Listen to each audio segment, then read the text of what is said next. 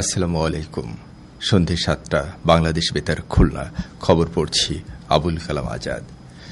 সংস্কৃতি বিষয়ক মন্ত্রী নিতাই রায় চৌধুরী বলেছেন, বিগত ২০ বছরের বেশি সময় ধরে আমরা আমাদের সংস্কৃতিতে কিছুটা পিছিয়ে পড়েছি। আমরা চাই আবার নতুন করে সেই সব পিছিয়ে পড়া কাজকে এগিয়ে নিতে।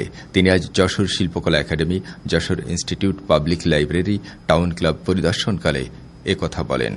মন্ত্রী বলেন, পাঠাগারের অবকাঠামো উন্নয়ন, বইয়ের সংগ্রহ বৃদ্ধি, ডিজিটালাইজেশন এবং তরুণদের আকৃষ্ট করতে আধুনিক সুযোগ সুবিধা তৈরির বিষয়টি অগ্রাধিকার পাবে। শিল্পকলা একাডেমির কার্যক্রম গতিশীল করতে বরাদ্দ ও লজিস্টিক সাপোর্ট বাড়ানো হবে। তিনি যশোরকে সংস্কৃতির আতুর ঘর আখ্যা দিয়ে পাঠাগার ও সাংস্কৃতিক প্রতিষ্ঠানগুলোকে সচল ও আধুনিক করার অঙ্গীকার ব্যক্ত করেন।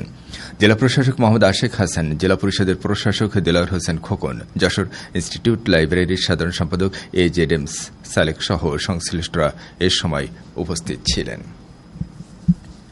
৩ দিনব্যাপী ভূমি সেবা মেলা উপলক্ষে এক প্রেস কনফারেন্স আজ খুলনা সার্কিট হাউজের সম্মেলন কক্ষে অনুষ্ঠিত হয়।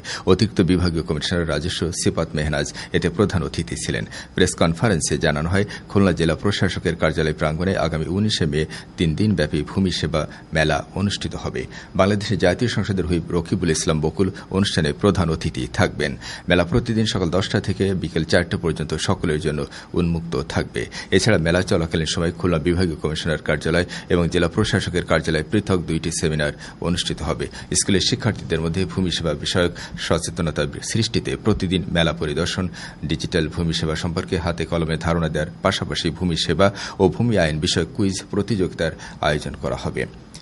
ডিজিটাল ভূমি ব্যবস্থাকে সহজীকরণ ও হয়রানি মুক্ত করতে খুলনা জেলায় 13টি ভূমি সেবা সহায়তা কেন্দ্র রয়েছে এবং আরও 9টি কেন্দ্র সদ্য অনুমোদন করা হয়েছে, যেন ভূমি সেবা সহায়তা আরও বৃদ্ধি পায়।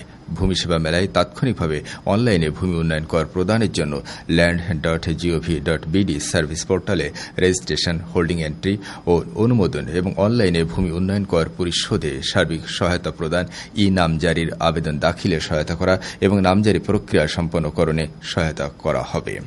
প্রেস কনফারেন্সে খুলনা জেলা প্রশাসক হুরে জান্নাত, অতিরিক্ত জেলা প্রশাসক রাজস্ব কানিজ ফাতেমা লিজা, প্রেস ক্লাবের সভাপতি মোস্তফা সারার ও সাধারণ সম্পাদক মোহাম্মদ তরিকুল ইসলাম সহ বিভিন্ন প্রিন্ট ও ইলেকট্রনিক মিডিয়ার কর্মীরা এ সময় উপস্থিত ছিলেন। জেলা উন্নয়ন সমন্বয় কমিটির এক সভা আজ খুলনা জেলা প্রশাসকের সম্মেলন কক্ষে অনুষ্ঠিত হয়। সভায় জানানো হয়, খুলনা জেলায় মোট হাটের সংখ্যা 25টি। এ সকল হাটে 31টি ভেটেরিনারি মেডিকেল টিম সেবা প্রদানে প্রস্তুত রয়েছে।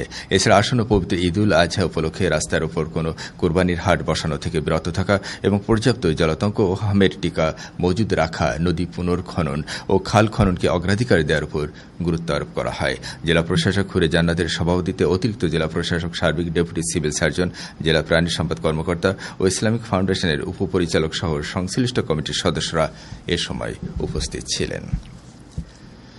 জাতীয় কবি কাজী নজরুল ইসলামের ১২৭তম জন্মবার্ষিকী যথাযোগ্য মর্যাদায় উদযাপনের লক্ষ্যে এক প্রস্তুতিমূলক সভা আজ চুয়াডাঙ্গা জেলা প্রশাসকের সম্মেলন কক্ষে অনুষ্ঠিত হয়। সভায় এ উপলক্ষে বিভিন্ন কর্মসূচি গ্রহণ করা হয়েছে। কর্মসূচির মধ্যে রয়েছে বর্ণাঢ্য র্যালি, জাতীয় কবির প্রতিকৃতিতে পুষ্পস্তবক অর্পণ, নজরুল মেলা, সাংস্কৃতিক অনুষ্ঠান, রচনা আবৃত্তি প্রতিযোগিতা এবং আলোচনা সভা।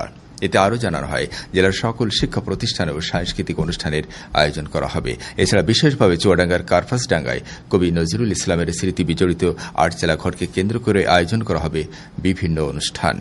জেলা প্রশাসক লুৎফুন নাহার এতে প্রধান অতিথি ছিলেন।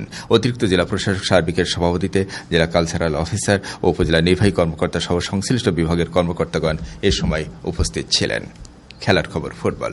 খুলনা পোর্ট মাধ্যমিক বিদ্যালয় মাঠে প্রাথমিক বিদ্যালয় গোল্ড কাপ ফুটবল টুর্নামেন্টের বিভাগীয় পর্যায়ে বালক বিভাগের প্রথম খেলায় খুলনা জেলা দল 3-1 গোলে কুষ্টিয়া জেলা দলকে ও দ্বিতীয় খেলায় সাতক্ষীরা জেলা দল 3-2 গোলে নড়াইল জেলা দলকে এবং বালিকা বিভাগে প্রথম খেলায় কুষ্টিয়া জেলা দল 1-0 গোলে খুলনা জেলা দলকে ও দ্বিতীয় খেলায় সাতক্ষীরা জেলা দল 2-0 গোলে নড়াইল জেলা দলকে পরাজিত করেছে।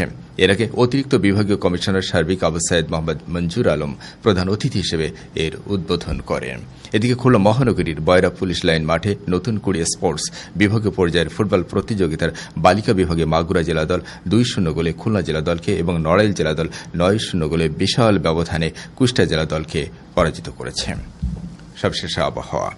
আজ রাত 1টা পর্যন্ত পূর্বাভাসে বলা হয়েছে যশোর, কুষ্টিয়া, রংপুর, দিনাজপুর, রাজশাহী, পাবনা, বগুড়া, টাঙ্গাইল, ময়মনসিংহ ও ফরিদপুর অঞ্চলে পশ্চিম, উত্তর, পশ্চিম দিক থেকে অস্থায়ীভাবে ঘণ্টায় 45 থেকে 60 কিলোমিটার বেগে ঝোড়ো হাওয়া বয়ে যেতে পারে। সেই সঙ্গে বৃষ্টি অথবা বজ্রসহ বৃষ্টিপাতের সম্ভাবনা রয়েছে। এসব এলাকার নদীবন্দরসমূহকে 1 নম্বর সতর্কতা সংকেত দেখাতে বলা হয়েছে। খবর শেষ হলো। আমাদের পরবর্তী খবর প্রচারিত হবে আগামীকাল সকাল 8টা 10 মিনিটে বাংলায়।